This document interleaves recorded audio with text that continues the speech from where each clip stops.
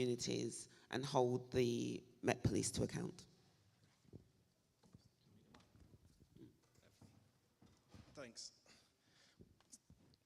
Morning, everyone. It's absolute pleasure to be here, and it's always very difficult, isn't it, when we've had quite a few of these conversations, especially in the last 12 months. They've been very difficult conversations, and they're very emotional because my charity was set up 33 years ago, and it supports black and brown children across the country, largely in London.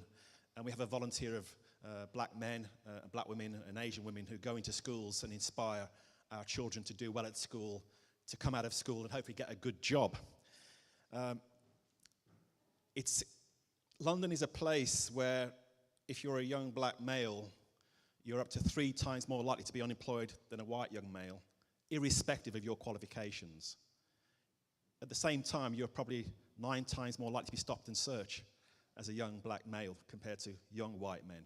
So there's like a talent gap, there's an equity gap, and Casey, I think, it has to be this turning point, this massive, massive turning point that the Reverend's just outlined, and that Lee outlined, and Joel outlined, and all of us have outlined for many, many years. I have been advising the Met on behalf of my organisation, commissioners, for the last 8 or 9 years.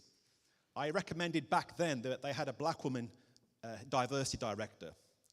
And we met and we knew each other well. And I said, you need to have a kind of group of critical friends in the Met who can challenge the Met. And I gave her a list of about 9 names, mostly black women and black men, and a few Asian leaders. And what transpired was they put in place an external advisory group with 3 people. One was the chief executive of Green Park, a recruitment firm, myself, and a senior civil servant, a white woman who's still part of the group. So they did something, but it wasn't quite the kind of transformational, inclusive, representative group that I had hopefully called for or recommended. What I'm pleased about is, obviously, the case review was commissioned by the last commissioner. So the police actually should get a point for commissioning the case review, because I don't know if the Met thought it would be so devastating to the Met in terms of the analysis, but it's obviously a profound document that does set out the fundamental problems with the Met, albeit specifically around institutional racism, sexism, homophobia, and misogyny. What I think is really important is the hundreds of police officers that are bad police officers that need to be exited from the Met needs to happen quickly. But it seems to me that we've built police services, maybe public authorities, where it's difficult to get rid of bad people. We do need to get rid of bad officers quickly. Obviously fairly, a process, but it should work. It seems to me, Casey's outlined that it doesn't work in the Met. It's dysfunctional. It's not fit for purpose. And I think the important thing that we want to focus on is that Casey said it's not about the size of the Met, which obviously is a big organisation.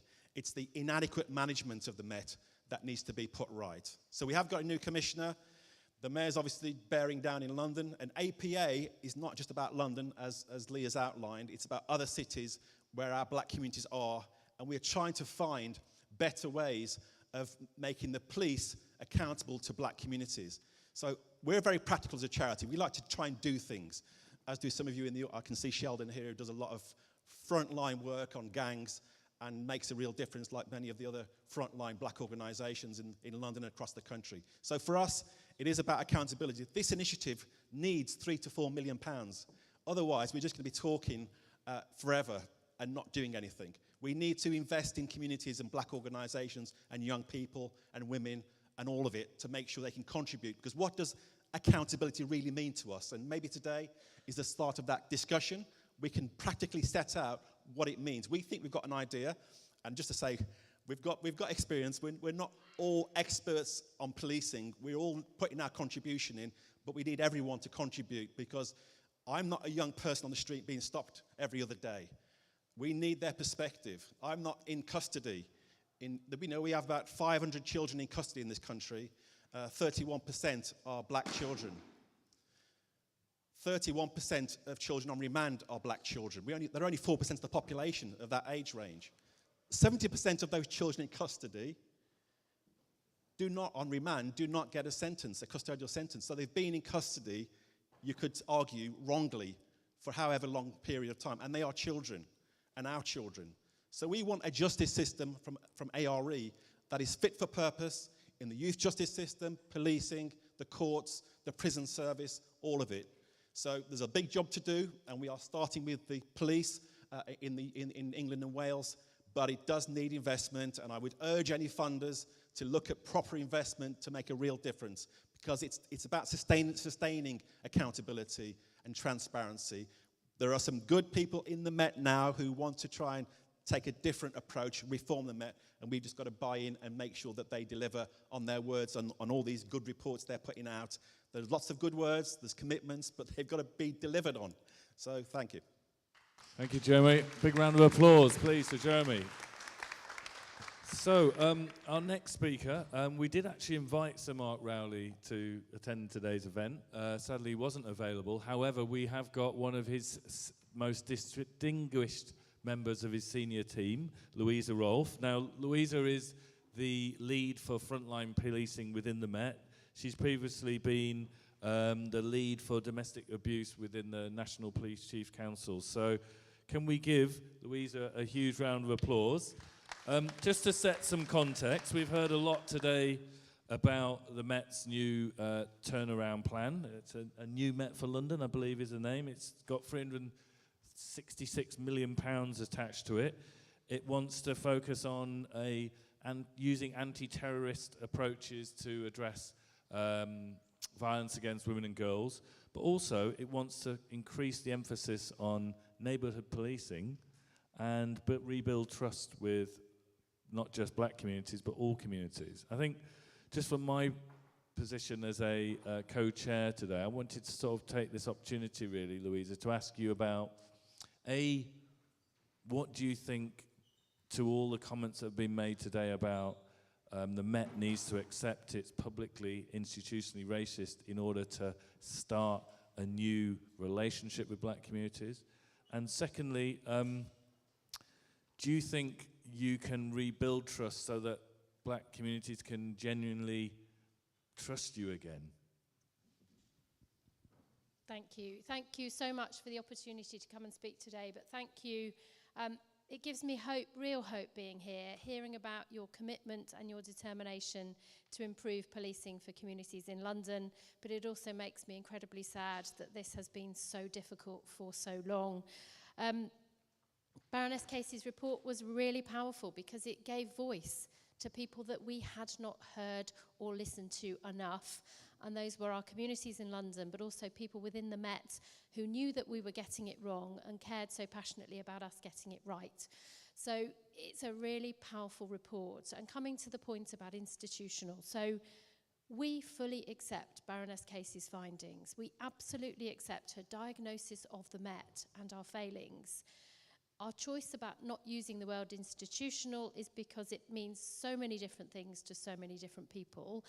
But what we do want to do, and I think we would all agree on, is we want to pursue Macpherson's definition of what good looks like, to be anti-racist, to eliminate discrimination and bias in all its forms, and to be actively an anti-racist organisation, which is what we're aiming for and where we want to be. And I think that starts with community policing. It starts with us building trust. It starts with every Londoner knowing who their local team are and feeling that their local police team care about the issues that matter to them, care about and are actively working on what matters to you in your community, but also working with you and listening to how we do that. Because it's not just about what we do. And I think for too long we've talked about what we do. Look, we've reduced violence. Look, we've taken knives off the streets. But we've not talked enough about or listened enough about how we do those things and involve communities in how we do it.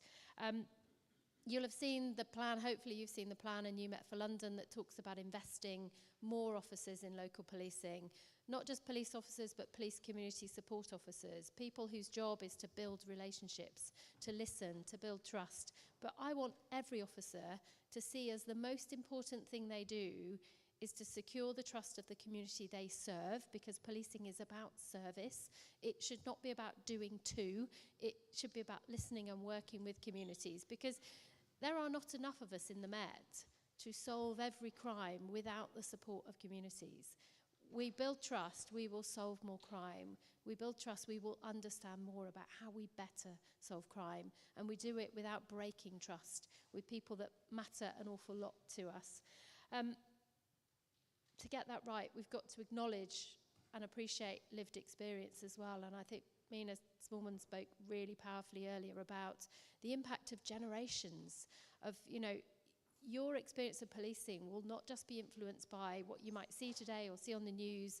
It'll be because of your family's experience, and that might be parents or grandparents, and what you'll have heard from friends and others about how policing dealt with people. And in the Met, I want every officer to appreciate the impact of their interactions.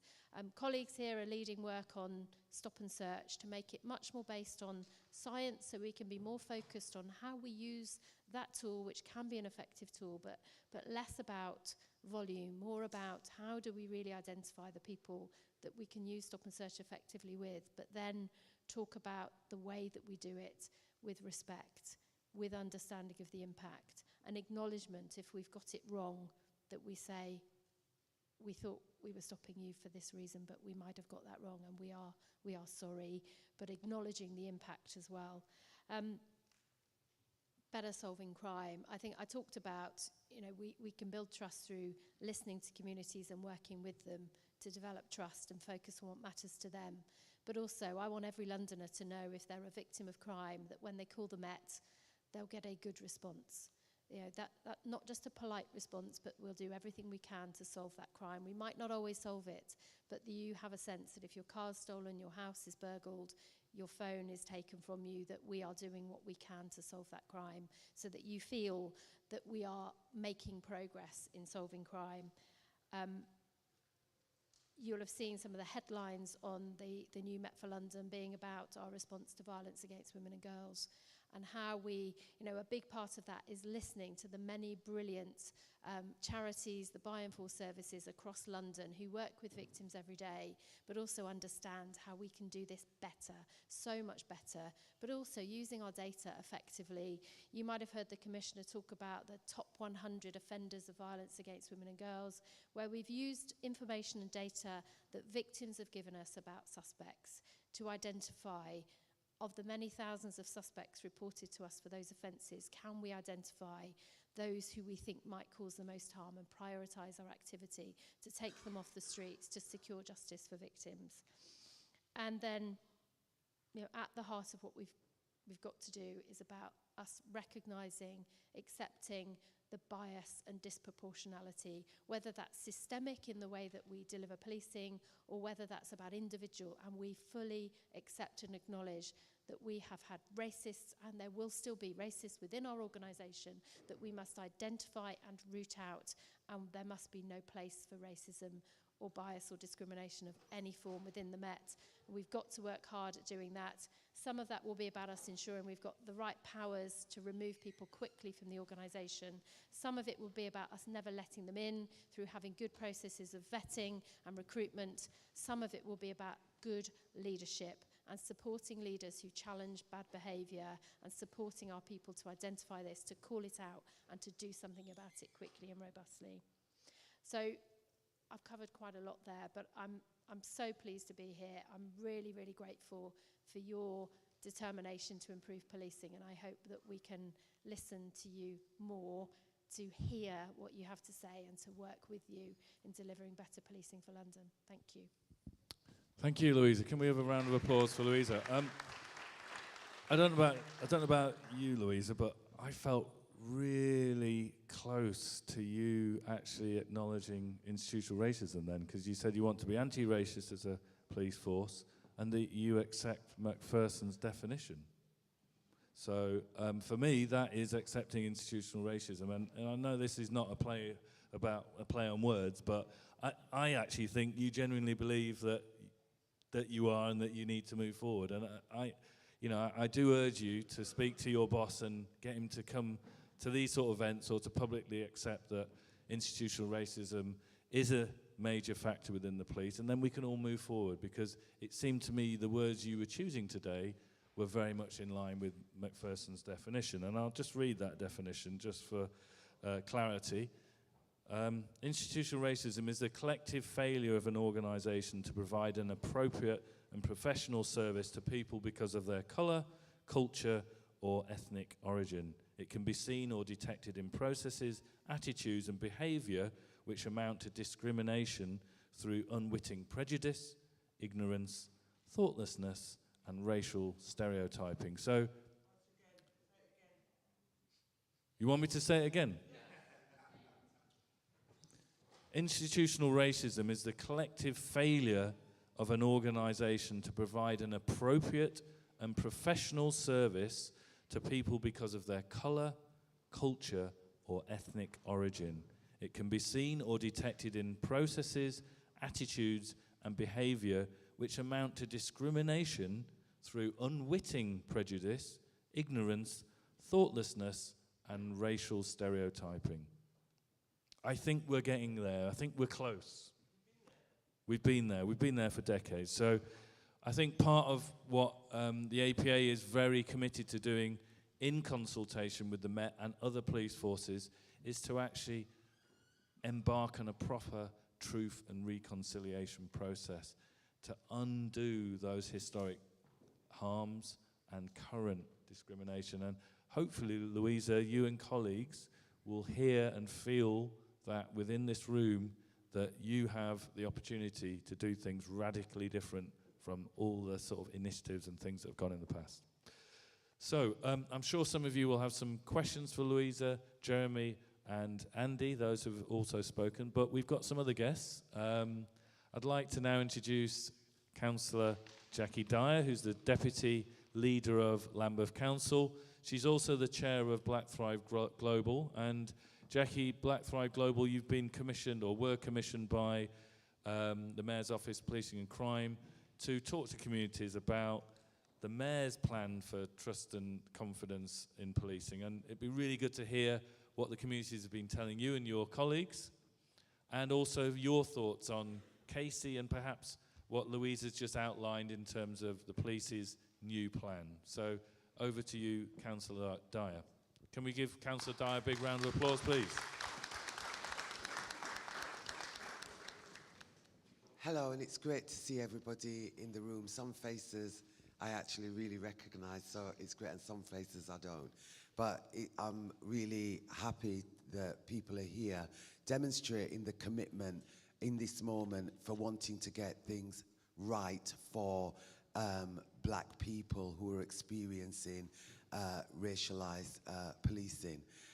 So I'm a director of Black Thrive Global, and we were commissioned by MOPAC to look at how to improve community engagement with black communities in relation to improving police scrutiny and accountability. So looking at the current systems of scrutiny and accountability that exist, and finding out what people's views was about them, and indeed what need to be improved.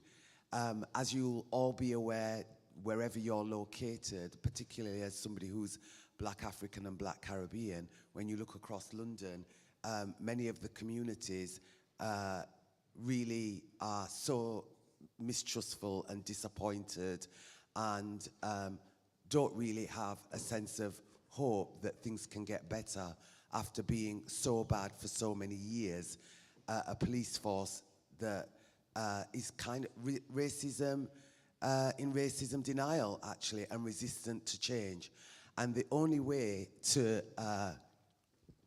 get to the kind of transformation that we need to have is to actually do things with communities to help to make the changes that are required. It can't be done in silo, the police looking inside themselves, navel gazing. It has to be done with the communities that are most detrimentally impacted by a policing which is more of a force than a service. And really, there needs to be a service, but black people are not experiencing a service. And we can see that in the whole range of data for all of the areas that the police are responsible for in terms of their police powers. And that's what really arose within the consultation. In fact, in the first instance, black communities didn't want to be engaged in the consultation. We had to work really hard with people like APA and other stakeholders to actually encourage people that this was an opportunity to take part in a consultation which was in their best interest, which was black-led. And actually, we were hopeful, you know, to be part of the solution rather than to continue to describe over and over again how bad it is, which is often what takes place. What we want to participate in now is how we're going to transform that. And that's what communities eventually became engaged in helping us to reimagine what that could look like. And what they really landed on, essentially, was about real transparency, and that those who were involved in scrutiny and accountability are transparent if they are people who are from our communities across all generations, including young people, and that happen at every level, be that at a London-wide level, be at a borough level, be at a very local ward level. The data information is shared, that the police actually really show willing and involvement and less resistance and racism denial, essentially, that's what it is. Because the only way to actually help this situation transform, and we know that we've been dealing with this for decades, and it's in every public sector, and one of its worst manifestations is through the nature of policing to our black communities, is that we have to name racism. We name it. That's what's taking place, right? Then we have to look at how it is operating in police policies, in their practices, in their behaviors, in their structures, you know, and this is at every level. So it's at the highest level, not just the policing on the street, but right the way through the system, which is why when we're talking about holding police accountable and scrutinizing them, it has to be at every level. London-wide, at London level, that's the mayoral office, the mayoral new police board that they've set up. What's it called? The London Policing Board. The London Policing Board, which we hope will have appropriate representation. But then at borough level, closer to the ground, this BCU thing, I don't know where that's going, but that is really not helping the situation. It has to be at borough level because there are different things that are taking place per borough in London that require scrutiny and support from police at that level, closer to the ground, and then in relation to the wards. And then that has to operate bi-directionally, and these systems of communication and sharing information need to be from the people, with the people, going up, going down, so that actually everybody feels heard and included. And once you recognize and name how racism is operating at every level, in all the areas that I've mentioned, then you've got the opportunity, which is very liberating, to be able to devise strategies and actions that are responding directly to what the issues are about. Because anything else, we end up going off on all these red herrings, all these things that are not actually dealing specifically with the issues. So we're hoping that we've Black Thrive Law Global's consultation report, which is devising a blueprint for how to more effectively do community engagement in London, will be received. It's currently being explored, looked at by MOPAC, so we don't yet know whether or not the recommendations are going to be forwarded. But we're hoping that they will be, and that absolutely they are utterly in the best interest of the black population of London, because it's black Londoners and their allies that have really examined very closely what is needed and have a real ambitious agenda that if we put that forward, we can really get to a significantly better policing of black Londoners in our lifetime, not in the next decade and the decade after that, but now. So the Casey Review is really helpful in highlighting some of the issues that we all know that we're dealing with. I was speaking to somebody yesterday, actually, that was involved in training the Met prior to Stephen Lawrence, and really had a whole robust training at every level of the Met, and was saying that the same issues that were then are now, and even worse. And that seems like, to me, do we not learn? Where's the organizational memory here? Why do we have to keep doing things from scratch? We don't need to do things from scratch. There is learning from the past that we can pull into this space and actually make this work in this time. Thank you very much. Thank you, Jackie. It's great to hear about the recommendations. Have you got any idea when exactly they might come out that we can get No, our heads into? I haven't got a time scale. The report is with the MOPAC at the moment.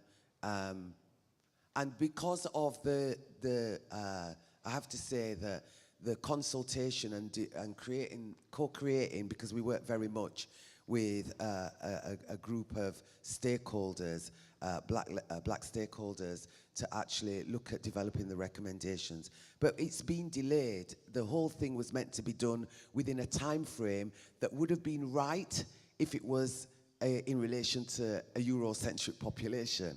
But actually what we're talking about is dealing with people who have been humiliated, killed, treated badly in every way, shape or form by poor policing, and indeed from other parts of the system anyway. And so the hesitance has led to having to change the timescale of the creation of the report, and that has impacted on when we're able to have approval, in a sense, of the recommendations. But it's in hand now.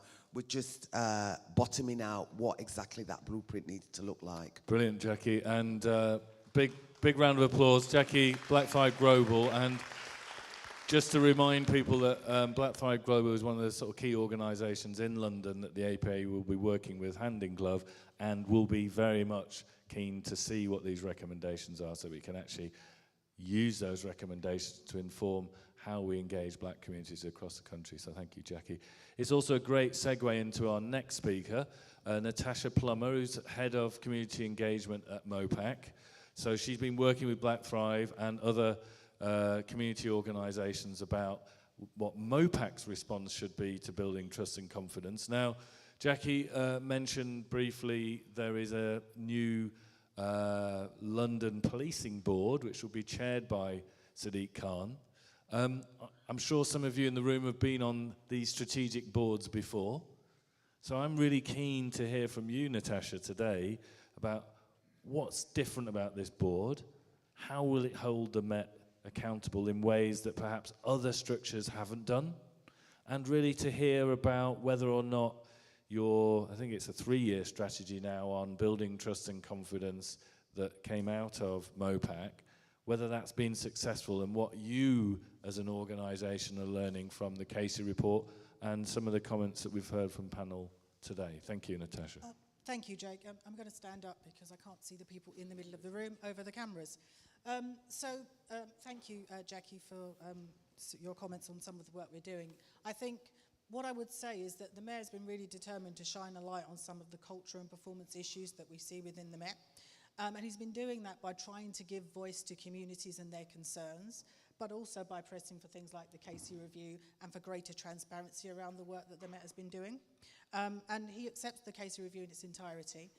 I think I'd agree with Lee that it's a bit of a red herring to get caught up on whether or not the Commissioner uses the word institutional racism, because the diagnosis is there. Louisa, I think, as Jake said, came very close to saying it. So I think if we can get the kind of work that you need, systemic change, then it almost doesn't matter what they want to call it. The Mayor absolutely accepts the word institutional. He has used it, but actually if we can get the work done, then we need to get the work done, and I think that we need to recognise that. It's been mentioned today, obviously, the new Met for London plan, which the Commissioner launched yesterday.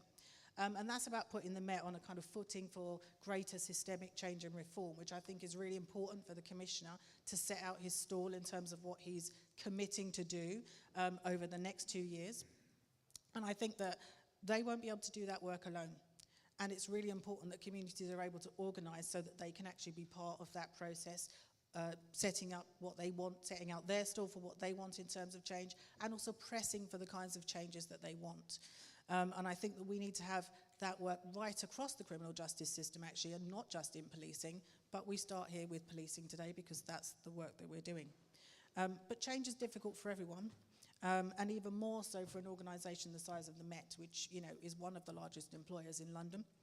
And that's where the real challenge arises, because the Commissioner's got to ensure that that strategic direction that's set out in that plan, which is about putting communities first, listening, involving them in how they do things, and how their areas are policed, reducing disproportionality, and indeed becoming an anti-racist organisation, which he has said is their ambition.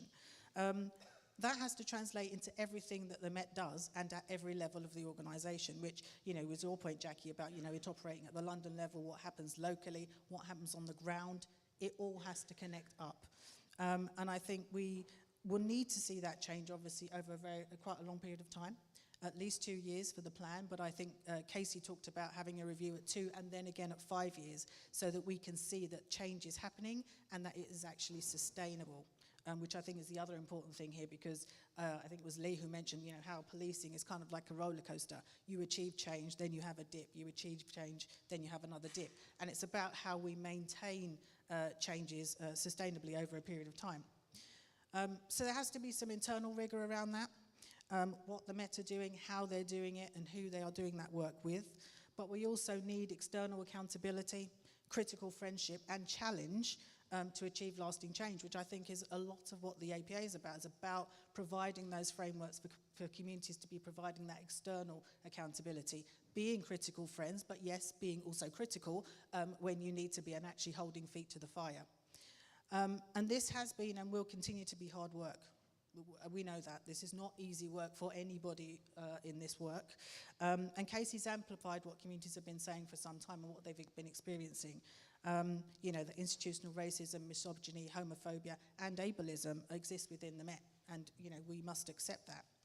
Now, trust and confidence in the Met has seen sustained downward trends over recent years, and while trust, and that is the belief we have that the police will do the right thing, has begun to stabilise at about 59% for black communities, although that is still lower than the levels of trust that white communities have in the police service by about 10%. We know that confidence levels, which are based on our experience and understanding of the history of police actions, they continue to fall, and they're now below 50%.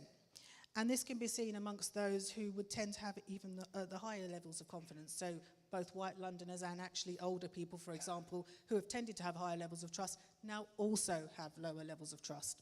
So we've got a broad spectrum of communities, actually, who've been let down by the Met, whether through historic over-policing and under-protection, or relatively more recently, poor levels of service. And so equally, we must form coalitions of the willing, who will not only demand better, but who will seek to be part of the solution and hold each other to account. And that must be within black communities, amongst black communities, but also across other communities as well. There are coalitions of the willing with whom we can work as black communities, who will all be pulling in the same direction. And so I welcome any initiative that seeks to do that, and I commend the APA for their efforts in that regard, because I think for too long black communities have been tended to be more divided than others, and actually we need to actually come together to both support our own communities, but also to ensure that public services deliver for us and meet our needs. But we're not solely defined by our race, of course. So, you know, we must recognise and address the intersections and, you know, with gender, sexual orientation, disability and so on. And then we can work together to amplify those black voices in the community and to develop strategies for delivering police reform that support and enable all of us. Now, MOPAC is an evidence-led organisation, as is the Met. And we look towards data to monitor and oversee the Met's performance. But data isn't the whole story. And so I think it's really important that we bring in and understand community voice and perspective into our oversight of the Met, because we actually have to understand what is happening on the ground in addition to what the data tells us. And they aren't always the same thing. Actually, sometimes the data is masking things that we can't see unless we actually begin to get under people's actual everyday experiences. And if we look to other sectors who've had success in kind of gaining access to power, influencing strategy and policy, people like the End Violence Against Women Coalition, for example, which is an organisation made up of over 140 organisations, their strength has been in how they've organised themselves to build the evidence base beyond just the data, and to expose those in power to the reality through their campaigns and engagement. And I think that is the type of work that the APA is trying to do, and I think that will be really helpful to us as a public sector body to be able to have access to organisations that can help us to see that. And I do see it as helping. I expect to be held to account by the APA. I'm sure that they will come and hold us to account. They come and see the Deputy Mayor on a regular basis to do exactly that. And that's absolutely right. This isn't just about what the Met does and how they deliver. It also has to be about how the Mayor's Office of Policing and Crime delivers for Londoners too. So, we are equally accountable. As a small organisation, we certainly don't by any stretch of the imagination have all the answers. And we don't have all the levers that we need to affect change either. And Baroness Casey talked about that in her review. And so I think that's really important in terms of working with communities to create kind of what I would call triangular frameworks between organisations like MOPAC and the Met, which are statutory, communities and other partners to actually build change. And we've seen some good examples of that in some of the work that we've done over recent years. The work on the gangs violence matrix, for example, is a good example of that, where back in November 2022, the Met committed to overhauling the matrix and immediately removing the lower risk individuals from the database. They've subsequently agreed to completely scrap it and start with a new evidence-based tool to manage risk around violent offenders. But they came to that position over a period of time during which the Mayor had published a review of the matrix, which brought all the data out into the open for the first time, and evidenced the disproportionate impact on black men and boys, as well as the positive impacts on offending behaviour. And at the same time, of course, the Information Commissioner's Office issued an enforcement notice against the Met, which led to significant improvements in their data management practice. And late last year, following a sustained community campaign, Liberty lodged a legal challenge to the matrix on behalf of Unjust CIC, who I can see the CEO in the room, and Mr. Awati, which further added to that case for change and resulted in the decision to completely overhaul the matrix. And so you can see how those different elements can come together to deliver positive change and create the right environment for change to happen. But we have to trust communities to be equal partners. And I think it was mentioned earlier about the fact that actually, how do you have a power balance when you've got, a £3 billion organisation on one side of the table and, a couple of community people on the other side? Actually building your coalition to bring your strength in numbers, I think is really important in that. And then I have real hope for the future, though, that we are at a moment in time where we can capitalise on the Casey Review, the new Met for London, the arrival of a new commissioner, and the work that you're doing in this group as part of the APA to actually build change, because I think the time is now and the conditions are right, so we have to capitalise on this particular moment in time. Thank you, Natasha. Thanks very much. A big round of applause to Natasha. I'm glad you recognise some of the community efforts around the gangs matrix, because I know those people who are involved in that legal case really did speed things up, and over and above the evidence that the Mayor has supplied, that community pressure does matter and does make a difference.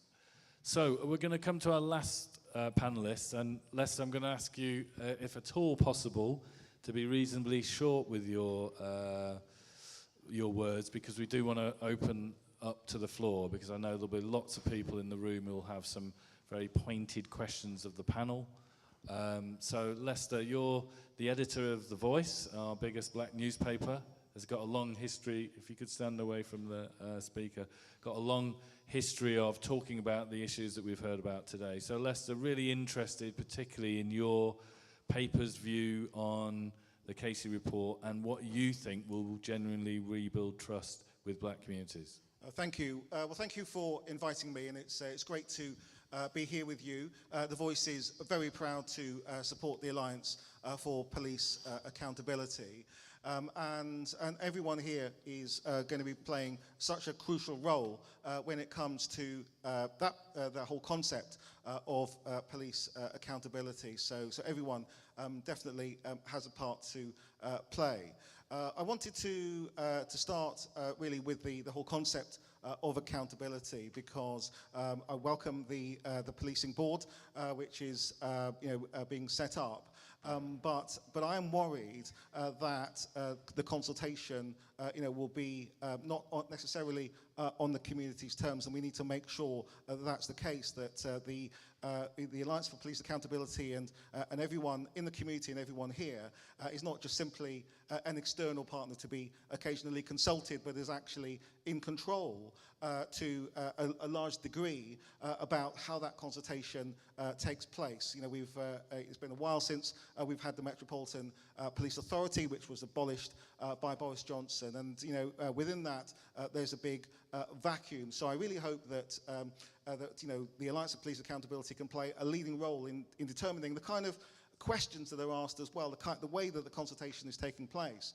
Because what worried me yesterday was when the London plan came out, you had the Metropolitan Police Commissioner, Sir Mark Rowley, that was actually saying, well, I'm busy going around to different, to Peckham and to other areas to consult the community. But that is good in itself, of course, but it's also about the questions you ask and how you frame that consultation, because that will play a huge role in the output you get. Because if you look at polling, for example, opinion polling, the answers to a large degree depend on how the questions are framed.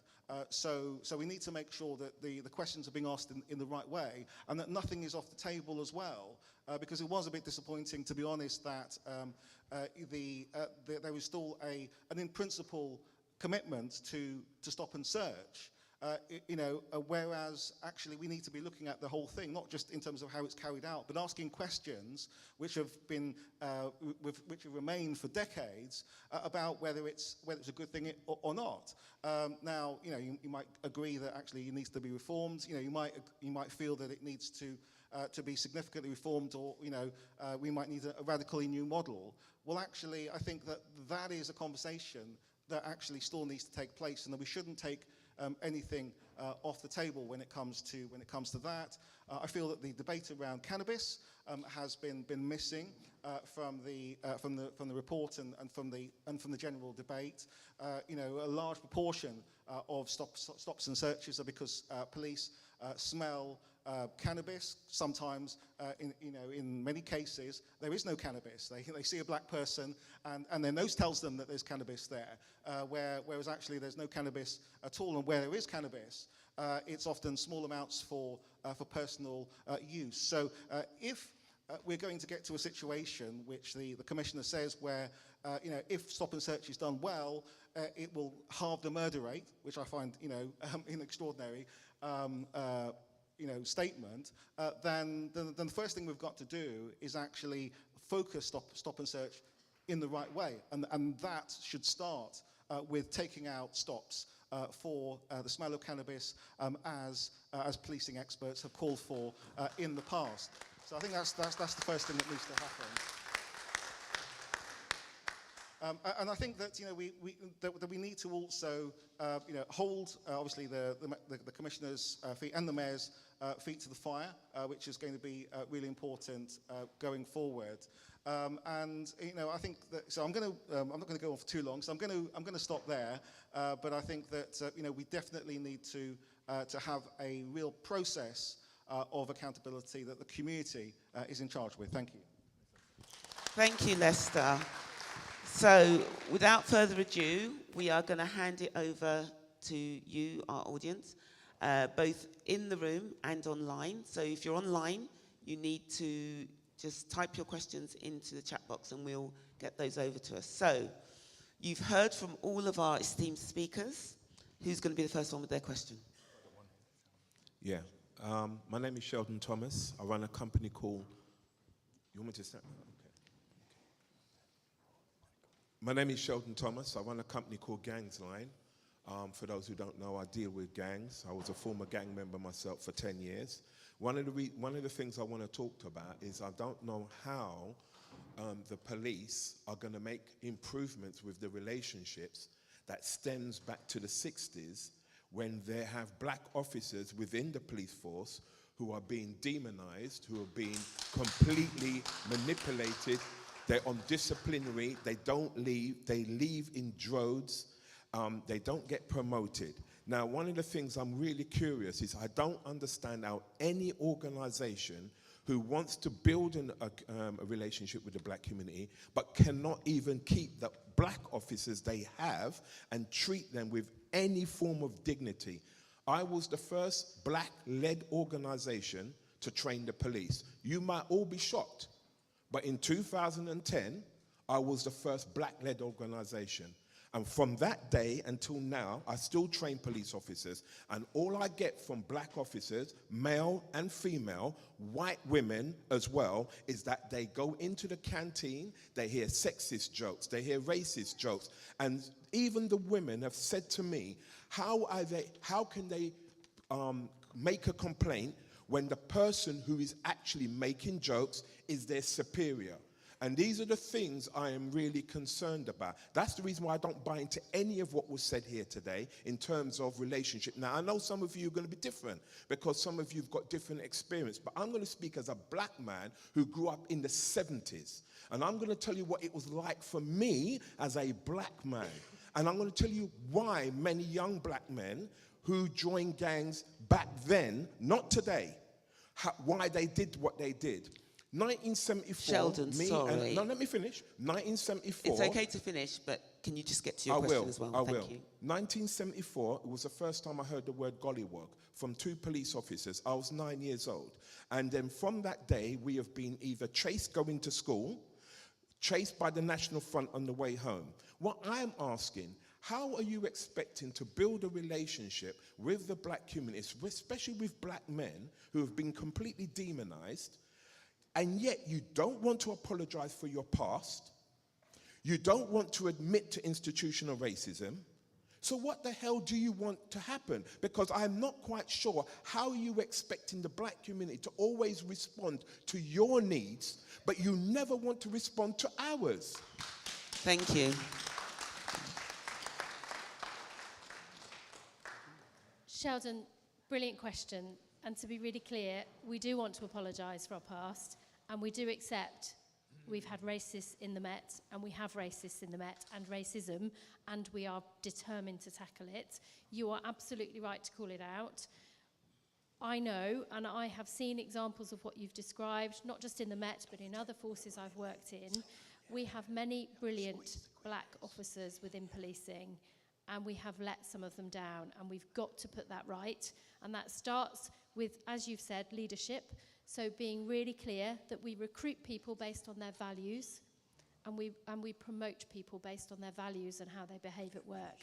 And we have to be really determined in addressing this, because it so saddens me that we won't get the best in policing if we don't recruit a more diverse workforce, and if we fail to recognise that we have brilliant officers that are not thriving or succeeding or thriving or getting as far as they should because their brilliance has been subdued or they've suffered discrimination, and we have to do better at it. This year, we're giving all of our sergeants, because, you know, the people, that your first line supervisor is the person that makes the decisions that affect you every day as a police officer. All of our sergeants are having an additional 5 days training, and at the heart of that will be focused on values, on our expectations of behaviour, our expectations of being anti-discrimination. We are really clear, and we've been working with our workforce about what our values mean, and respect is that we've added a new value of respect, but we've also worked through, so what does that mean? The ability to put yourselves in other people's shoes, to recognise in your interactions with people in the community and in the workforce that the history of policing might affect their views of us, and that we have to acknowledge it, we have to apologise when we get it wrong. So you're absolutely right to call that out, and we are so determined when we identify discrimination and racism that we remove people quickly from the organisation, because they don't deserve to wear the uniform, and our communities deserve better policing. But thank you, brilliant question. Okay, Andy, you have a response to the question. Most definitely. As I said, being president of the National Black Police Association, we're the ones that defend, we're the ones that support those officers and staff members that get that racism. I think we've heard around the definition of the McPherson definition of institutional racism. Baroness Casey clearly articulated another definition. I think the clearest definition is that within policing, it's easier to be racist than it is to call it out. And that's the bit that has to change. When our members raise discrimination, either through promotion processes, even when allies and whistleblowers come forward and call out that wrongdoing, they're often seen as the problem. They're the ones that end up with the consequences of that racism. So they suffer the trauma and the indignity of getting the racism and receiving it in the first place. But what increases that trauma is the response that the organisation gives. The fact that they are gaslit, the fact that the person that has committed the racism is empowered to continue doing so because they are not held to account.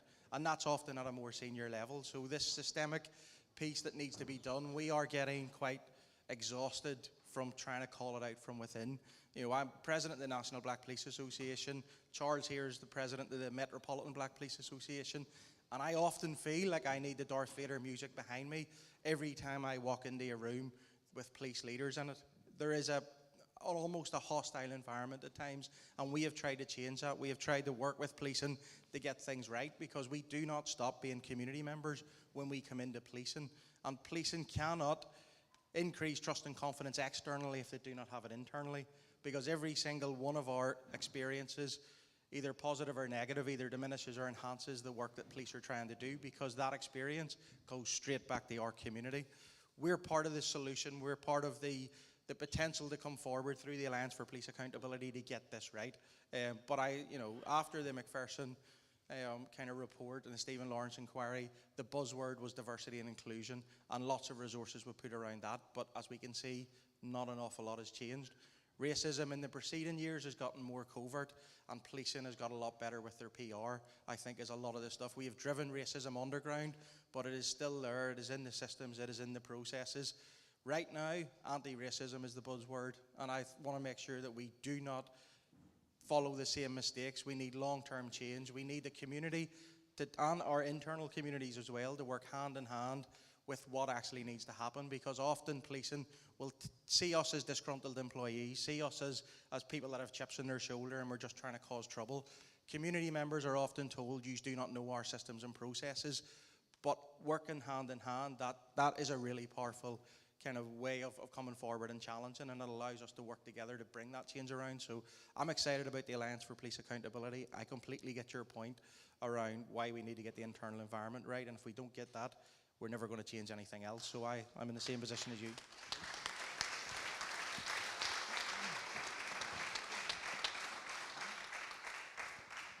I just want to add 2 points to that. One of the things that Black Thrive Global did as part of the consultation was hold themed consultation online discussions with co-hosts, and we had the pleasure of having Andy and Charles on the one which was from a black policing perspective. And it was really enlightening to hear two things. One, the actual experience of black people who are police officers in the Met and actually policing across the country, that their experience of systemic structural racism manifests itself not very much different than what happens to black bodies wherever they are located across the capital. And so we have to understand that our experience similarly needs compassion from ourselves as black community members to support black police officers who are located within the Met.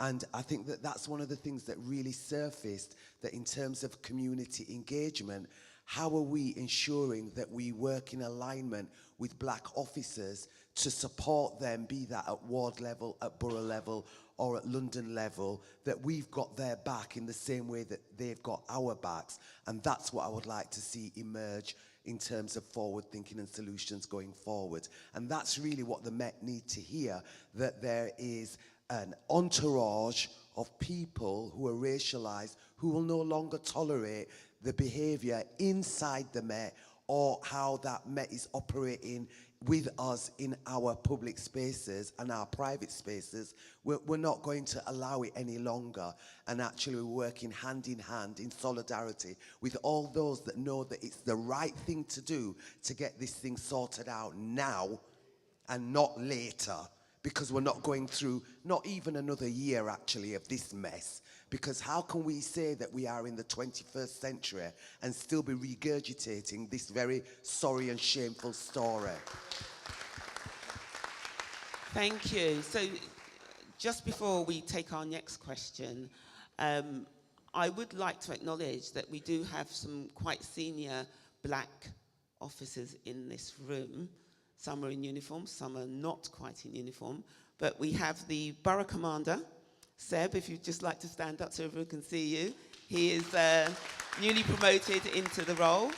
And I believe you have your superintendent here, Gabriel. Well done. And then we have, what are you now? Deputy Assistant, Assistant Commissioner? Who are you? Stand up, Ade Adenikan, who is a Deputy Assistant Commissioner. Fantastic.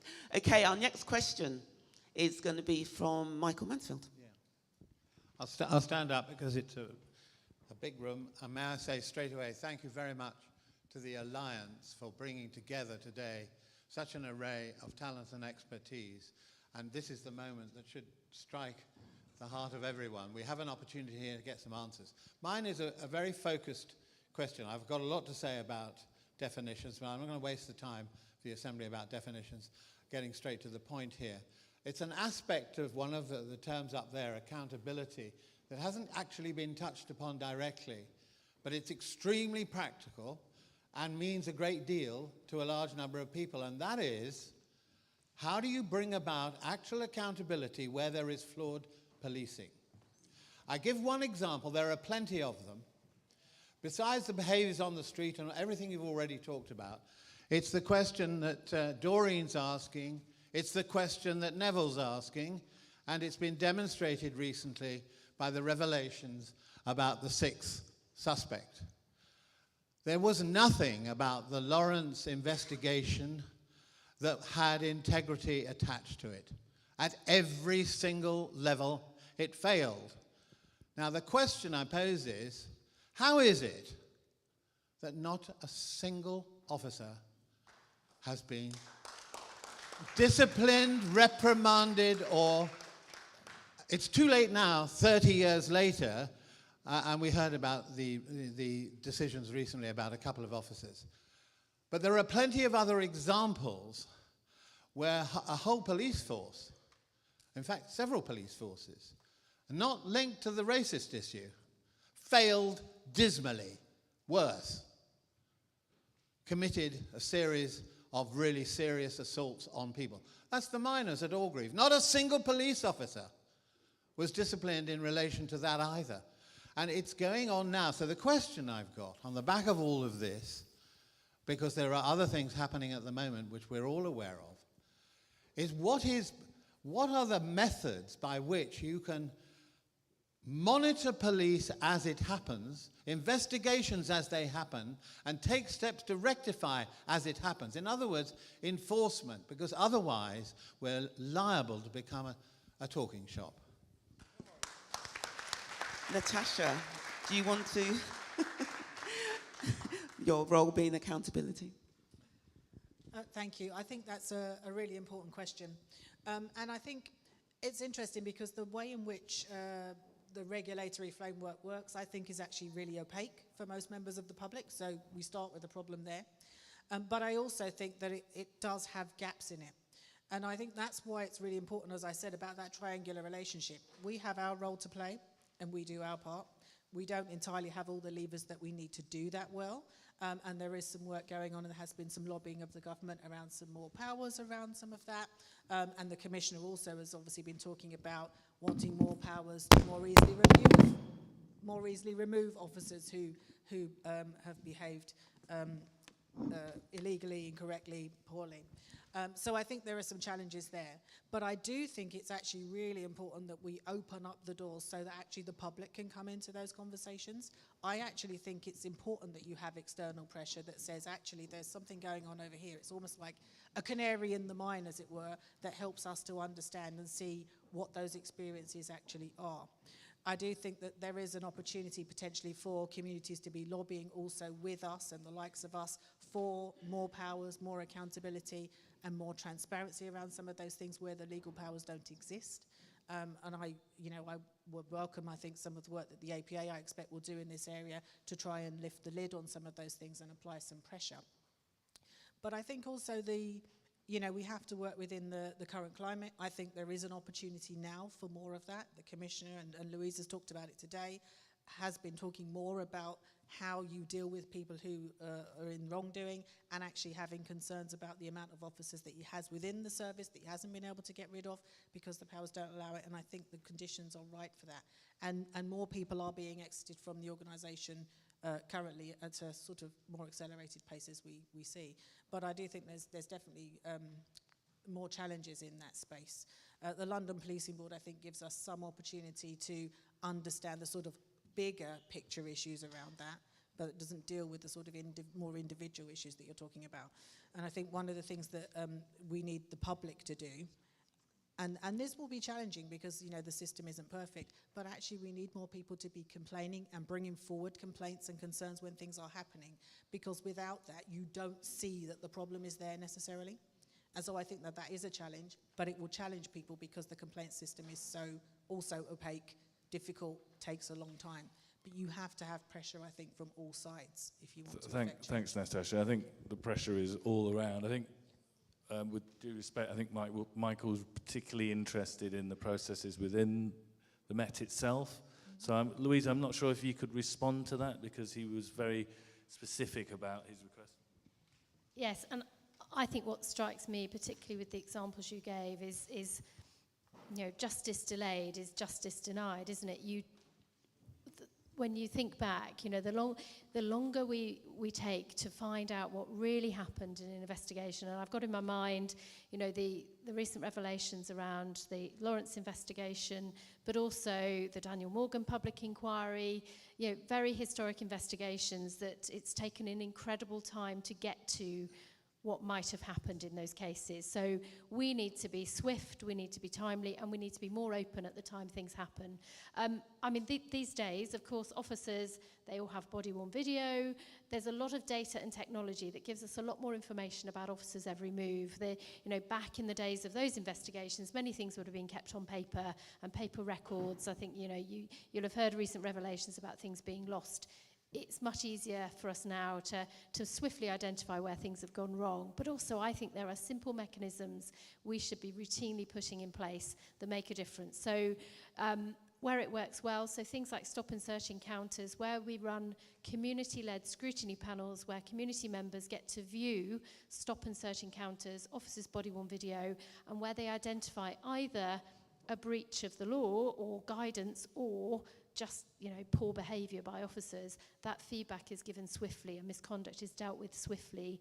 I think those things make a difference. So but also, whether it's homicide investigations or investigations into rape and sexual offences, involving the buy and for sector, so the many brilliant charities who work across London who support victims of things like rape, actually involving them in a regular scrutiny panel where they get to see anonymised case files, and we talk through where we've made a decision to charge or prosecute or not, and they hold us to account around that decision making. So I think bringing more scrutiny into our everyday work, but also when we identify a problem, I think just very, very quickly trying to get to the heart of what's happened.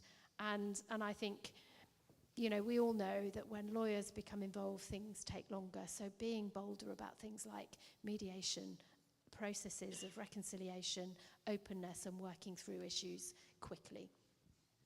Thanks, Louise. I know that Jeremy and Andy just want to make a few quick points in response as well. I'm not sure if that answers your significant question, but I know that you're going to be in dialogue with the Met on this one. Yep. Thanks, Joe.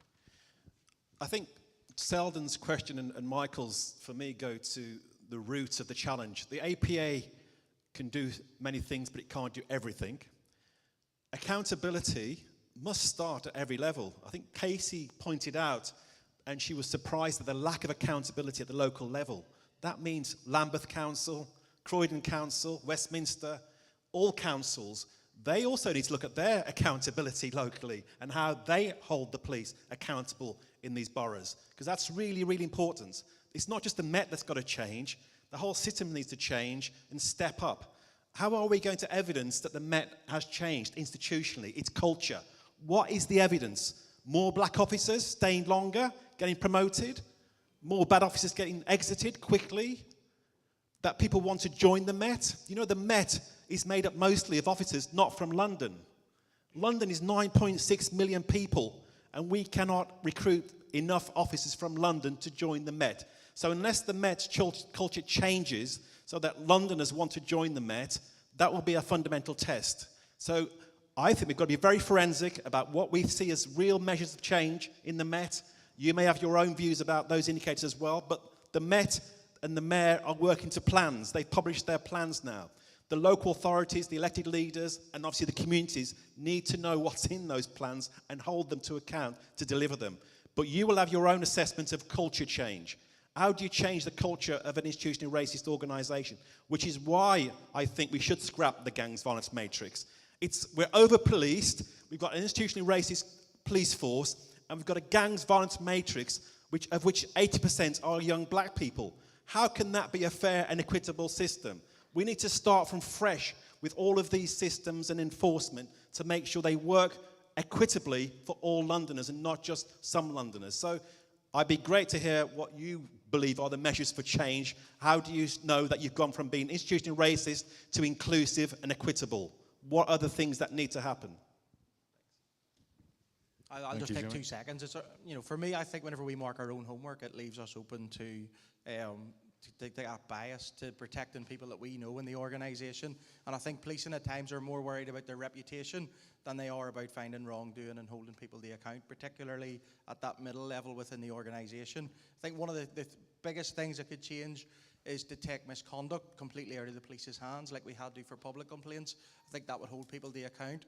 Around grievances, I think we could have another independent organisation which looks at that as well, but particularly looks at restorative justice and how we can actually change behaviours and change the culture within the police service itself. But for me, all of that needs legislation, because all of the work that we're hoping to do through the Alliance for Police Accountability, some of you might recognise that I'm from Northern Ireland, so we have had our own journey on police reform. And I think whenever things aren't legislated for, whenever they're not statutory, the police have a choice in whether they get out or not, and that choice needs to be removed. It needs to be, that power dynamic needs to move towards the community, which happened in Northern Ireland, and the local councillors and politicians to hold police into account to make sure that that change happens. But I think there's lessons to be learnt in Northern Ireland already, but whilst that driver and that external pressure and that legislation isn't there, for me, things aren't going to change. Thank you. So we are, as you can probably tell, running quite behind schedule, and we've got another panel that we want to bring on. I know Hilary and others from around the country are joining us. So I'm going to take one more question, and it was a lady on this table here, and then we're going to quickly thank the panel and then move to the community representatives who've joined us, and there'll be more opportunities for people to pose questions at that point. Okay, so if we can take the question here, Thanks, please. Jake. So my name's Uzma. I'm from the Independent Office for Police Conduct. For those of you who don't know, we oversee the police complaint system, and we also investigate the most serious complaints against all 43 forces in England and Wales. I've just been quite concerned over the last few days. I've been to a number of meetings where issues such as stop and search are mentioned, and people talk about de-escalation of stop and searches and use of cannabis and use of the rationale of smell of cannabis, use of force in terms of handcuffs. These are recommendations that the IOPC made 3 years ago now to the Met. We made 11 learning recommendations, and the Met accepted all of them. And my issue is that I still go out across London. As you can tell, I'm not from London, but I go out across London, I go to schools, I go into community organisations, accountability groups, but the same things come up on a weekly basis, people being stopped because of the smell of cannabis, black men being handcuffed and held to the ground during stop and searches. It's almost like those recommendations aren't being implemented at a grassroots level, so at a street level. I've not had time to read the plan yet, obviously it only came out yesterday. I did a quick search and the IOPC was mentioned twice, but nothing to do with our recommendations or nothing concrete. And I was just interested whether the Met are going to be using IOPC recommendations in the future, because we haven't got the power to enforce them, but you have got the ability to enforce change in your offices. So I was just intrigued to know whether you're considering making more use of those recommendations. Thank Great. you. Louisa, do you want to come back on that? It's Yes. quite a specific question there. Thank you. And I think those are really important recommendations that we are determined to implement. And so when you look at the Met and the number of recommendations we have live about improvement, there are more than 600. So those 600 are made up of a number of His Majesty's Inspector of Constabulary and Fire and Rescue Services inspections, both individual inspections of the Met, but also their thematic inspections from which arise national recommendations for every police service. Additionally, recommendations from coroners regarding, and some of those can be national recommendations as well, IOPC recommendations. Additionally, Baroness Casey made 22 specific recommendations in her report, but we went through her report with a fine-tooth comb and found 100 more things that we needed to change. We've put all of that together and looked at, if we're going to address all of those recommendations, what are the root causes?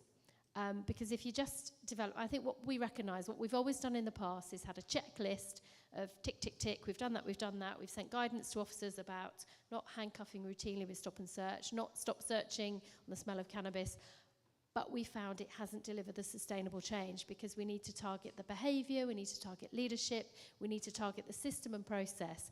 So the new Met for London plan is based on an analysis around how do we tackle the root causes. It will take us time, and I'm sad that you're still seeing and hearing, and I'm alive to, we are still hearing examples of policing being delivered in a way that we don't want it to be delivered.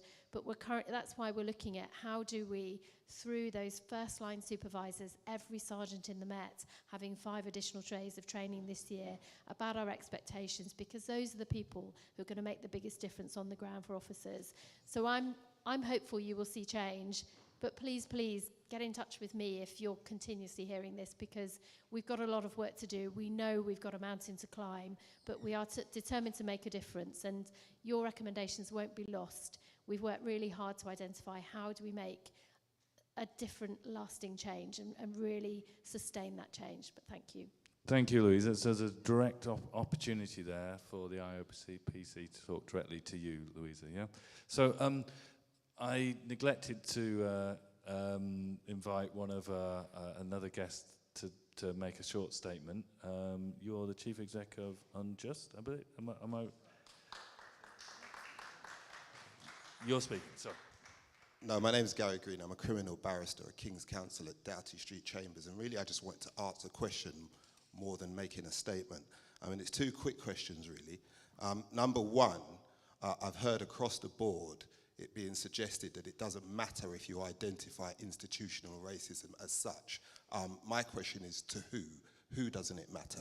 Because I can tell you, it matters to young people on the street. More important than my role as a barrister is I've worked with young people for over 25 years in various mentoring capacities, and it matters to them. So don't try and avoid it in that way by saying it doesn't matter. And number 2, we've celebrated a number of senior black officers in the room, but what I'd like to understand is what the Met think the confidence level is given the treatment of Superintendent, was she, Novelet Robert Williams. Those things matter to us. We see you. Thank you. Louisa, do you want to have the final word there? Some good points made by our colleague. Yeah, really good point. I don't think I've said it doesn't matter. I absolutely recognise words matter. And I think what I've said, but I'm really sorry if I've not been really clear, is that we accept Baroness Casey's diagnosis of the Met. We accept we've had racists in the organisation and racism in the organisation, and what we want to be is anti-racist. What we want to do is eliminate racism and bias in all its forms. I accept our choice, the Commissioner's choice not to use the word, is not to say it doesn't matter. We recognise it matters, and we know we've got work to do in building trust. I can't talk about an ongoing case, so that's, you know. Okay, thank you.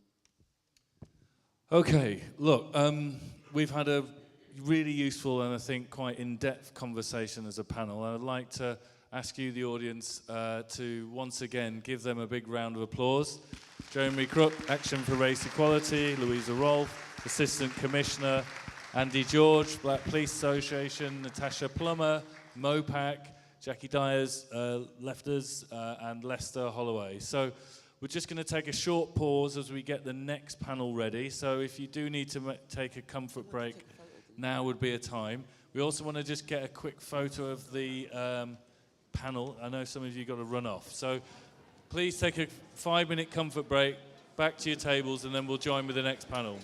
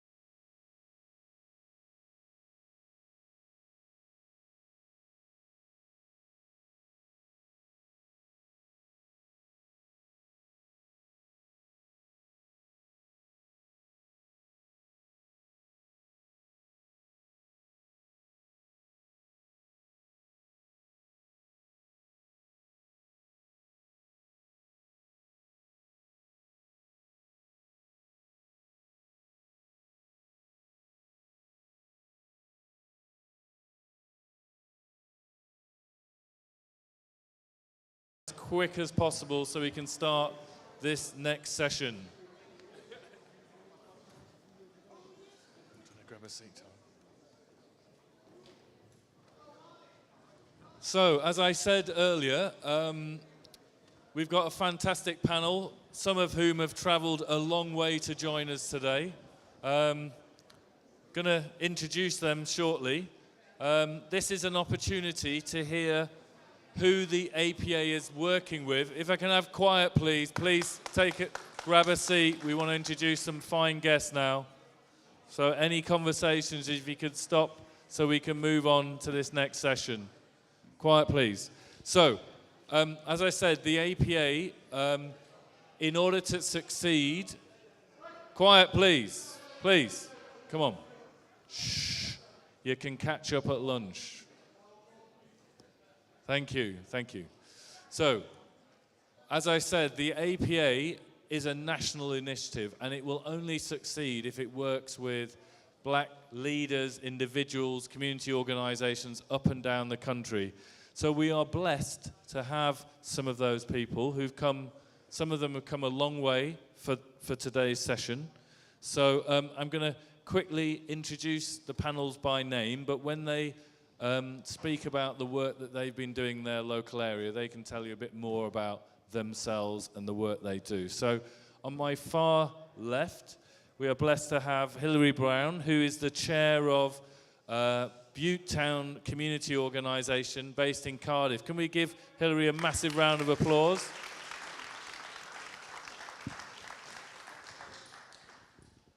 On Hilary's right is Elizabeth Cameron, and Elizabeth is a member of the Greater Manchester Race Equality Panel. She's the chair of it, and she's one of the leading black trade unionists in Manchester. So let's give Elizabeth a massive warm welcome, please.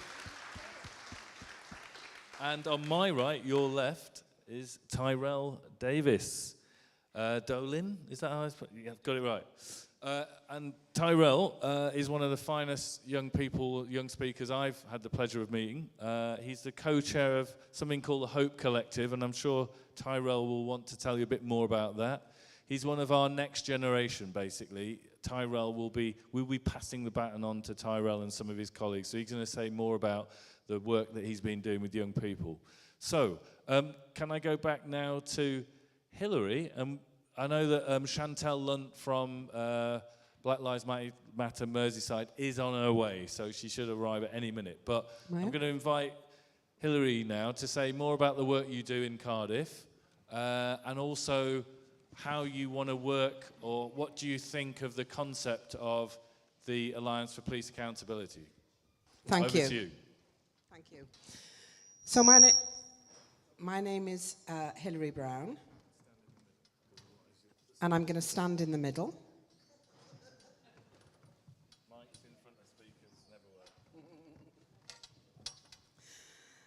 And I think when there was a reference to people that have travelled a long way to be here today, I think he was referring to me. I feel as if I've been travelling for 48 hours. Had a flat tire along the way, but we're here. So my name is Hilary Brown, and I'm chair of Bute Town Community Centre, which is in Cardiff in South Wales, Bute Town being the oldest settled black community in the UK. And some of the biggest justice campaigns have been planned and fought from Bute Town Community Centre, which sadly reflects the fact that some of the biggest injustices in the United Kingdom have happened in and around that Bute Town area. And I'll name just a few. Mahmoud Matan was a Somali seaman who was hanged over 50 years ago for a murder that he did not commit. So we are hugely experienced at fighting to clear the names of people who were caught up in the criminal justice system wrongly, and the biggest miscarriages of justice in the United Kingdom sadly stem from Cardiff. Fast forward a number of years, and 5 young black men from Cardiff were arrested for a murder that they did not commit. That campaign, Campaign for the Cardiff 5, a representative of that campaign is here today. Kermit, stand up, please.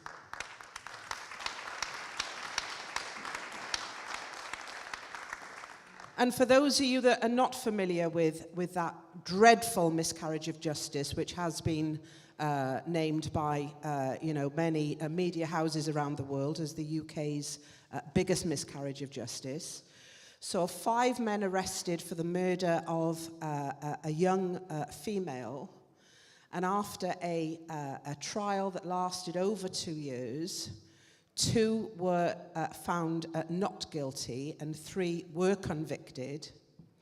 And it was only with the help of a number of people in this room, including Lee Jasper, who brought the Reverend Al Sharpton to Cardiff to bring the eyes of the world down upon Cardiff.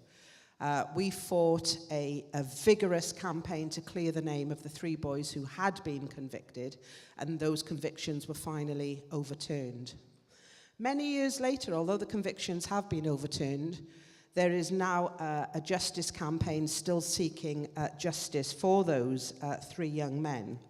I mean, we've heard speakers talk about justice delayed is justice denied, and absolutely so.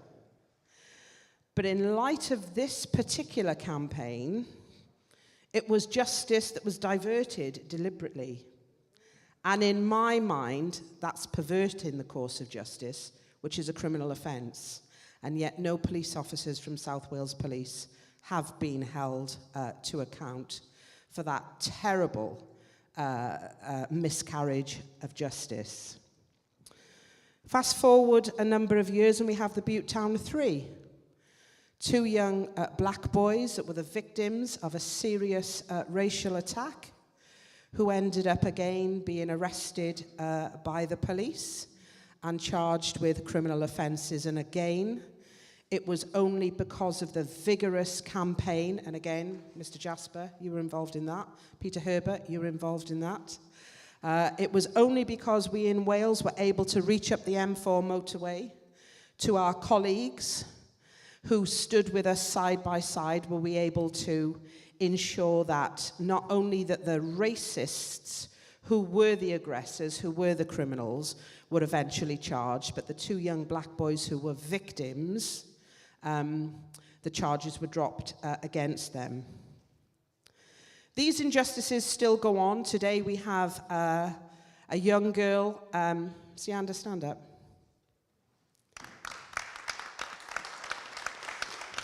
You may or may not know of the case of Sianda Mangaza, who was a young girl who again was the victim of a serious racist attack and ended up being criminalised by the criminal justice system. So in Wales we are battle weary and battle worn when it comes to trying to hold the police forces in Wales to account. And this is not just one police force. Some of the cases that I've referred to, the problems were with South Wales Police, the death of Moyed Bashir, whilst being restrained by police, was a Gwent police force.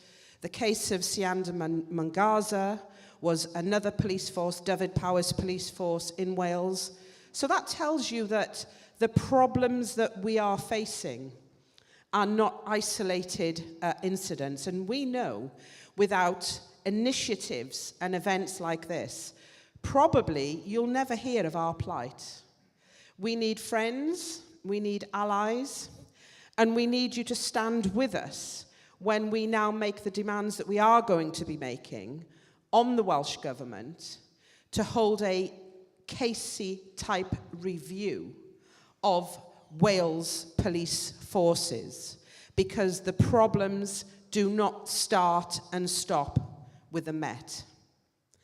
Police forces up and down the United Kingdom appear to have abandoned the Pelian principles. Our history in Wales is not great when it comes to police relations. And I do see, I'm not going to call them out, but I do see a number of people from police forces in Wales here today. And all I can say is I am so glad you're here. And I am so glad that you are taking the messages back to Wales, that we're not alone, because look at how many friends we have in this room that are prepared to stand with us. And to you, we're eternally grateful for that. We're grateful that the APA has looked down the M4 motorway and decided that there's going to be a regional panel in Wales. And my goodness, we need it. There are a number of people that we've worked with previously. There are a number of initiatives that we've been part of previously that have tried to put focus on policing and how our communities have failed time and time again. I've been attending such initiatives for at least 30 years. I don't know whether I've got another 30 left to attend more. Now is the time to do. Now is the time to do. There's a huge amount of commitment in this room, and there are a huge number of people in this room prepared to hold police to account. And when you do so, remember that the problems are not just in the Metropolitan Police Force. They are up and down every police force in the United Kingdom. We do have a letter that we have written that if you just bear with me, I would like to read out, and we would like each and every one of you to agree to sign the letter that we intend to serve on the Welsh Parliament. And I think it's appropriate when I read the letter, if you just bear with me for a minute or so, if I call the two campaign representatives up here and stand with me for this. Kermit and Camilla, please.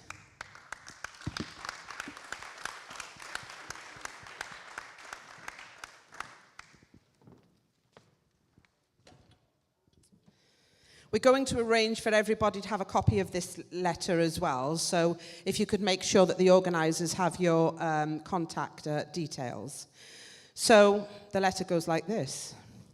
We, the undersigned coalition of anti-racist organisations and trade union movement bodies, are writing to express our deep concerns about the recent findings of the Baroness Louise Casey review into the culture of the Metropolitan Police Service. The review exposes systematic issues that have led to a loss of public trust and confidence, particularly amongst ethnic minority communities. We believe that these issues are not limited to the Metropolitan Police Service. We therefore call upon the Welsh Government to conduct a similar urgent review of the police and criminal justice system in Wales. The need for such a review is evidenced by the recent cases of Sianda Mangaza, Christopher Capessa, Mahmoud Hassan, and Moyed Bashir, which have raised serious concerns about racial discrimination, abuse of power, and the lack of accountability within Welsh police forces. To provide context, we must also acknowledge historical cases such as Mahmoud Matan, Cardiff 5, and the Butte Town 3, which further demonstrates the long-standing issues within our criminal justice system. The Independent Office of Police Conduct Public Perception Tracker publishes in May 2022 reveals that ethnic minorities in Wales are more likely to experience excessive use of force and die in police custody than their Welsh counterparts. Additionally, the IOPC survey found that trust in the police handling complaints fairly is significantly lower amongst BME respondents compared to white respondents. Given the Senedd self-declared ambition to become an anti-racist nation by the year 2030, we urge you to recognise the gravity of this situation and take immediate action by conducting a comprehensive review similar to the Baroness Louise Casey review.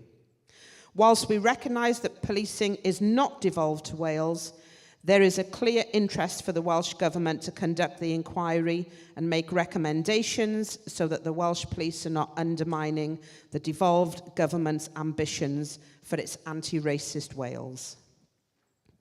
This review should examine the culture, practices and policies within the Welsh Police Force and the criminal justice system to identify and address the systematic issues contributing to racial discrimination and injustice. We believe that this review is a crucial step towards rebuilding public trust and confidence in the police and criminal justice system in Wales. By addressing these systematic issues, we can ensure a fair, accountable and transparent system that serves and protects all members of our diverse community, ultimately supporting the goal in Wales of achieving an anti-racist nation by 2030. We look forward to your response and commitment to taking steps forward to a just and equitable Wales. Conference, we ask every one of you here to lend your support to this demand that we are making on the Welsh Government. Stand with us. We can't do it alone. Thank you. Thank you. Thank you, Hilary. That's a very powerfully worded letter that you have, and I hope you do get a very quick response. So our next panellist is going to be Elizabeth Cameron. She is the Race Equality Panel Chair and a leading trade unionist. Apparently so. Okay, welcome everyone to today. It's my chance to say welcome. I'm Elizabeth Cameron. I've travelled from Manchester today. I'm chair of the GM Race Equality Panel. I'm a long-time trade unionist, 25 years in Unison. Held just about every position from equalities to equalities officer to assistant branch secretary. I'm on the Race Relations Committee. And if you say trade union, Elizabeth Cameron is there. And perhaps it was because of that role and my experience in the employment field, my experience hearing from so many people who've been disenfranchised in their lives, and the work that the trade union does, not only to have supported the Lawrences in their campaign, but to look at issues across the board, because actually we don't just work in isolation. What happens in our communities has its knock-on effects at work. And what is the flavour and the atmosphere in communities, again, is reflected in work. So how we have a far-right insurgents at the moment, those views, that bravery that started to be expressed in the likes of the wake of the Brexit campaign, all impacted on people at work. And when people at work are affected, people on the streets get kicked, perhaps. When the economy is at its lowest, like it is at the moment, and people are finding it harder to live and to eat and to manage, just to live their lives, mental health problems escalate, desperation exists for not just those people who are on the borderline of becoming addicts, but those who are just so desperate and feel there is no other way out, as well as those people who, you know, have perhaps got mental ill health, are suffering from drug or alcohol abuse. And I don't need to tell a room full of people who know about the force just how that works. So oftentimes we hear that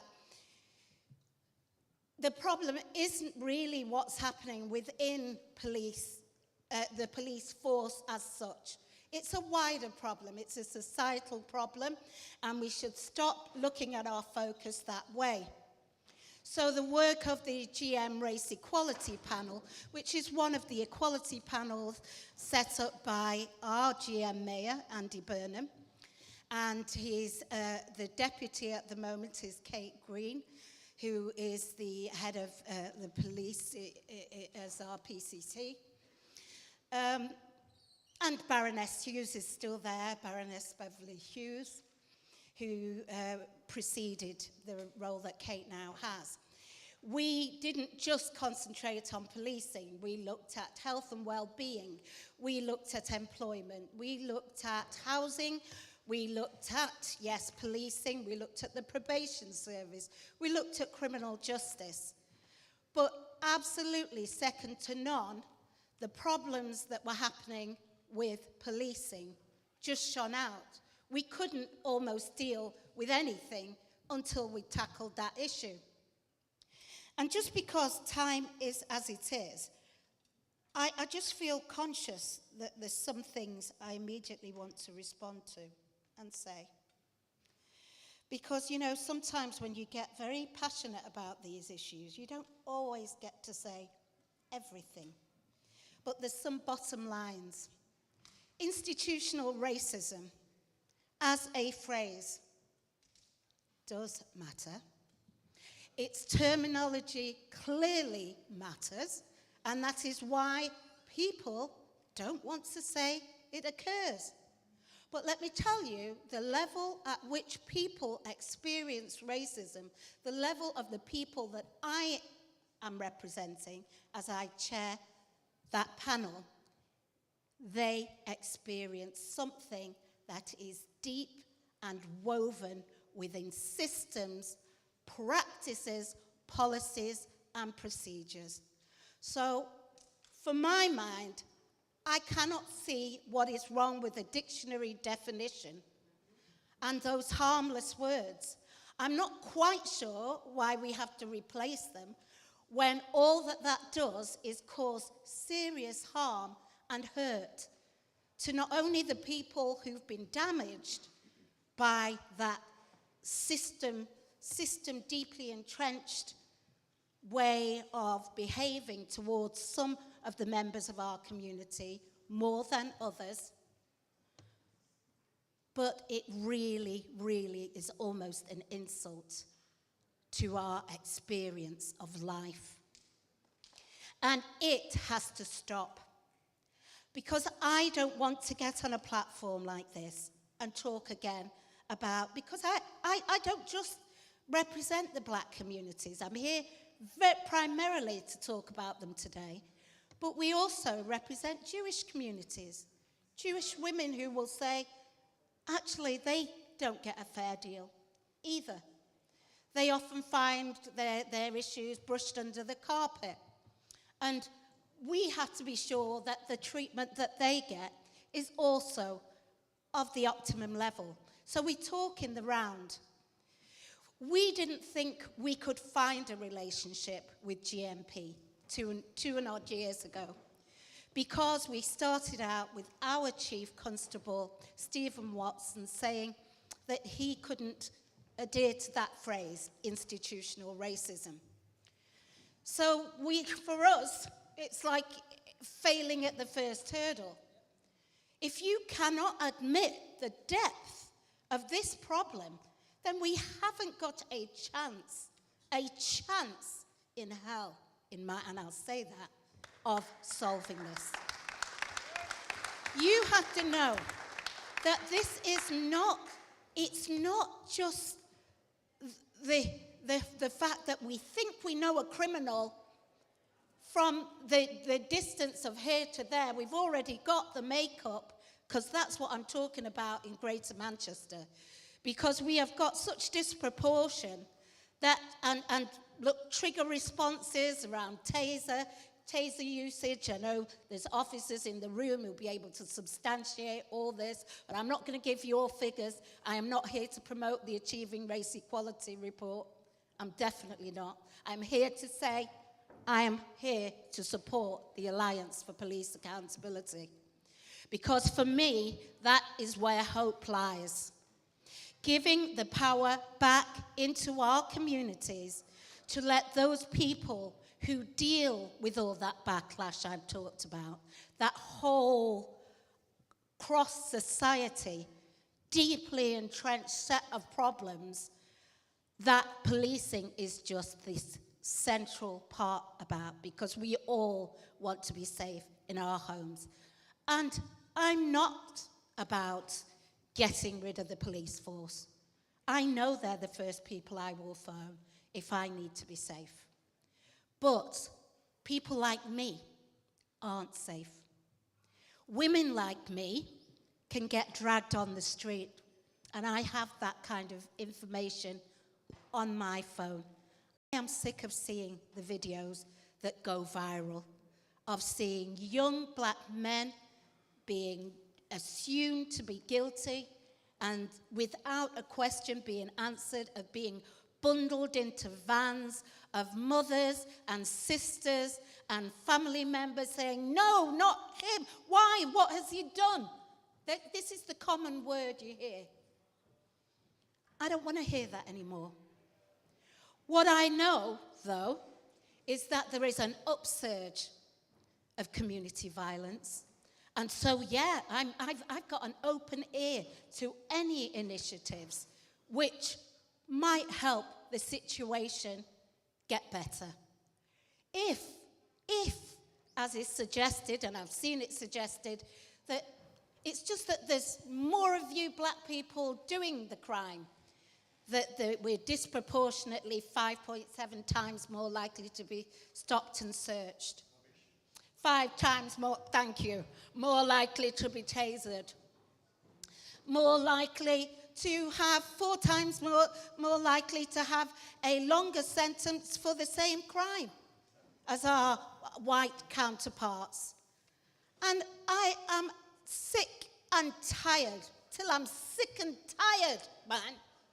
Till I'm sick and tired, let me tell you, of seeing our young people go to jail for life, for terms of sentencing longer than the lives they have lived. I don't want a 16-year-old to go to jail for 21 years when he was sat in his house. And yes, he shouldn't know the number of that criminal. But did he do the crime when the person who did the crime said, I'm guilty, convict me? Should he lose his life effectively? Because I question that a 15, 16-year-old going into long-term custody, doing sentences like that, 18-year-olds doing 21 years in jail, convicted with the likes of racist tropes and assumptions and, oh, of course, drill music. I mean, has anybody seen Jungle? Please, everybody go watch it. But really, if you've seen pieces of work like that, you will see what is going out there on the street. And it is true. Our officers have got to deal with that. We've come alongside. Look, we said, let's do this together. From a starting point that said, we can't deal with you, you won't accept institutional racism. We said, well, look, you know, we're a new panel. Let's see how this goes. Let's see how it goes. And we've worked together. We worked together on the Achieving Race Equality report. We read it through. We said, you know, you don't publish that document without that we've had a chance to implement into it, to say what should be there around issues like employment you've talked about. We've been able to challenge the community safety numbers, really, because what we knew on the street was not what was reflected in the feedback. So we needed to know, who did you ask? Who did you ask that said everything's hunky-dory? Because I could take you today, give me a hand, and take you somewhere where you're going to find out it's different. So I'll take you to communities that will give you my version of truth.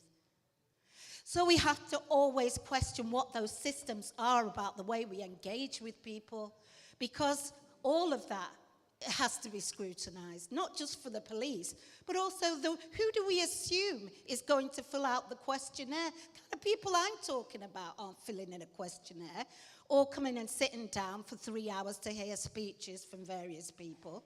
So why don't we ask them? You know, the answer's got to come from them.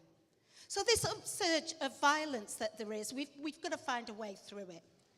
And if we can do pieces of work like help people to get their recruitment policies, assist people in finding the right training and development plans, talk to people about what can we do to train people better, talk to people and work with the police on the Youth Endowment Fund. These are really positive things that we can do. We can come alongside you, but please, please don't insult us. by telling us this doesn't take place. I know you want me to shut it now. But listen, only I'll for round one off. reason. I'll round Only for one reason. because I want it to be fair to everyone. We're about to have a fire alarm. I know I said there wasn't one scheduled, but there is one scheduled now at 1 o'clock. So at some point, you were going to get cut anyway. But just in terms of that, there's no need for us to do anything. We just need this as the test. So, and then we'll be hearing from Tyrell afterwards. I'll just say one sentence then.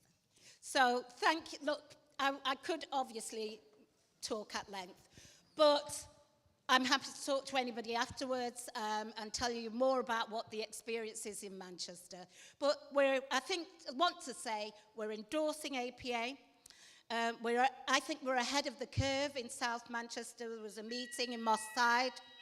We're already meeting as community champions, looking at how we can come together and look at the issues of youth violence and how we can solve them together. Let's resource us properly. Our panel doesn't have money. We don't have influence. And if we go against our officer, as we have done now, we're cut off. We're seen as the bad seed.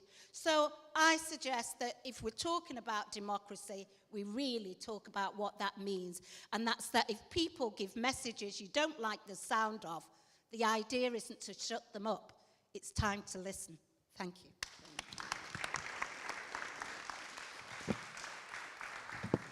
Brilliant. Thank you, Elizabeth. And thanks, everyone, for your patience. I know we're running slightly over and lunch is coming.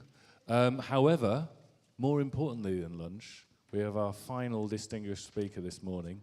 I feel embarrassed actually having him on last. He should really have kicked us off today because, as I said, Tyrell, you are part of the next generation. You are the future. And I've seen Tyrell speak on a number of occasions, and I know that we're going to hear something impressive. So, Tyrell, over to you. Good afternoon, everyone. How's everyone doing today? Is everyone well?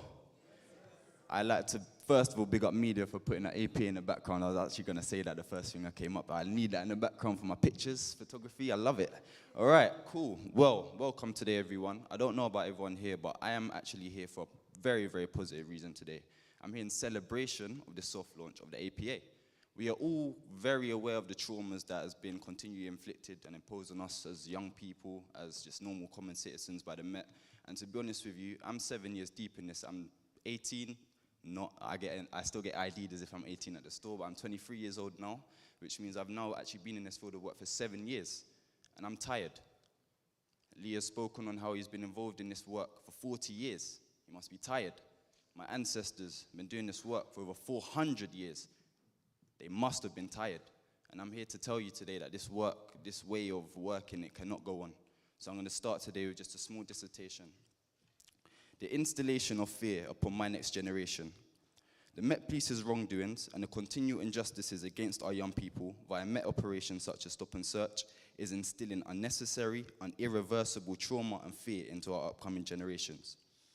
Reports have already proven that Stop and Searches are racially disproportionate and discriminative against the black community, and a case study example from the IOPC reads that they have received a complaint from representatives of a black young king who alleges that whilst between the ages of 14 to 16 years old, he was stopped and searched more than 60 times, sometimes on consecutive days, and sometimes more than once in one day, with every single one of those encounters, not to mention, resulting in no further action.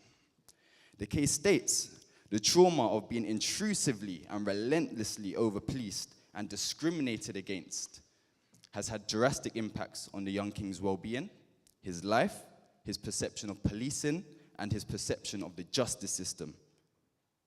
From as young as age 14, the Met Police went and did that. Can you imagine? I do not believe currently that the police's outworks are matching the Constitution. Now here's where my issue currently lies. The fear that the Met instills into our younger generation from as young as 14 years old, as it has done to me, as it did to my friends, and as our reports continually state. How do the Met, especially those newly fresh out these TSG vans that I often see, how do you differentiate between someone who is acting suspicious, a young man who is acting suspicious, and someone who you have instilled fear that has been unrehabilitated in from as young as age 14? Because I have seen my friends stripped down to their socks under no grounds other than acting suspicious. And the only suspicion they displayed was anxiety, distress, fear, and frustration at how over-policed and racially discriminated we are in our own communities. Now, racial discrimination is consequently leading to criminalization in our upcoming generations. Now, if it rhymes, you say it twice, right? This racial discrimination is consequently leading to criminalization in our upcoming generations. The Met Police continually stopping and searching some of my most talented friends in school for drugs and weapons from as young as age 15 and 14 is what I believe acted as a catalyst in them accepting the cards that the Met was dealing to them and consequently limiting their own beliefs in what they can achieve. I would like to touch on the fact that I would like to know, furthermore, who informed the police that interfering and governing our communities only entailed interfering when there is injury, harm, or loss. I believe there is a lot more to policing communities than interfering when there is injury, harm, or loss. In other words, when it is too late. We must do better if we want to see better, and that's the end of my dissertation.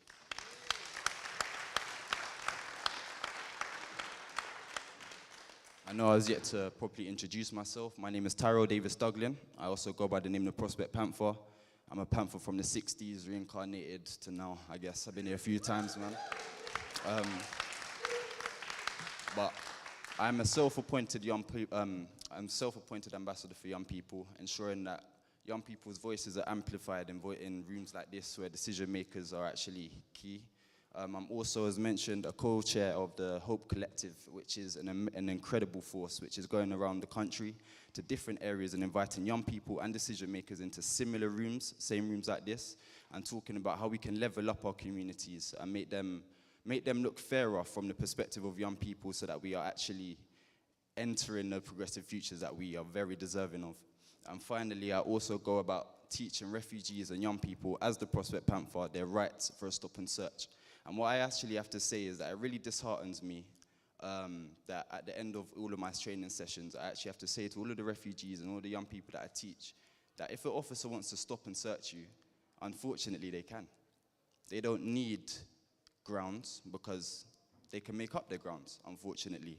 So for me, why I say today is a celebration for the APA is because amongst all of our individual efforts to bring about police reform over a collective 400 years now, this for me is an alliance where all of us can come together. Because when I had my hand broken by the police just down the road there by Refill, because I was out supposedly in 2020 whilst COVID restrictions were out, whilst I was actually feeding homeless people.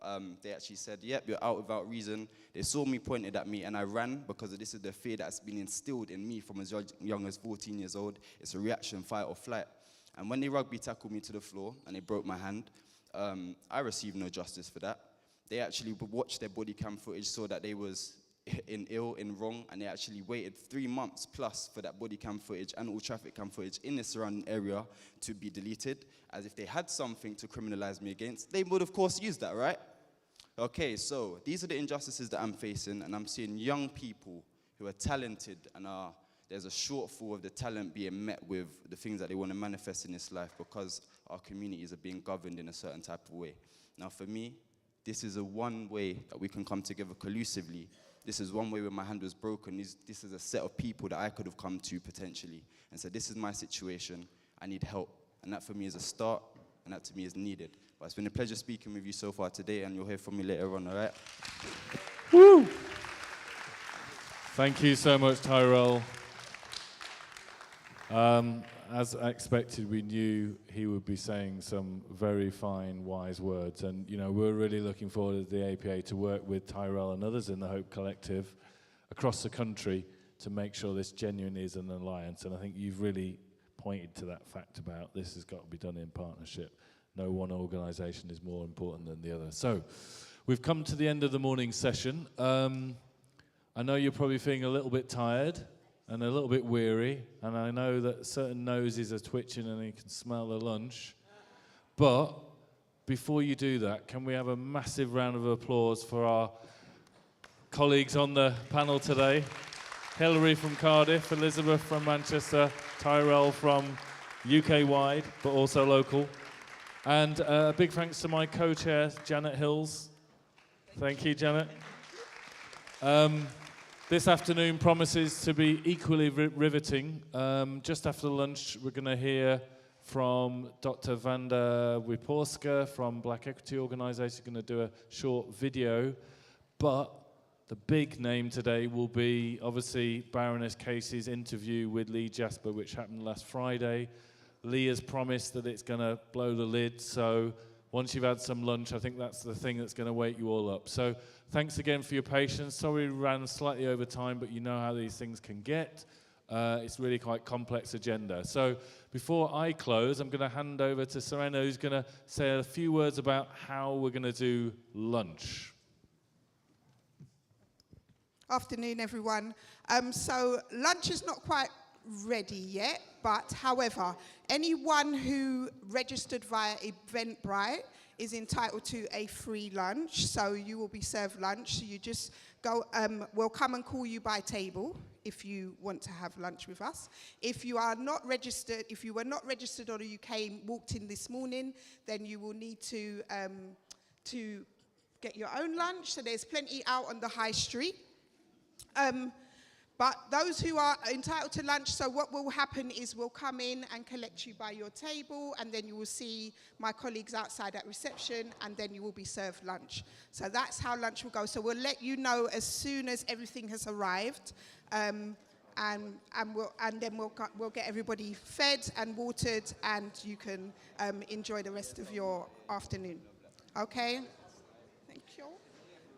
So just to let you know that you've got just over 30 minutes for lunch, and we'll be starting back promptly at 1:50.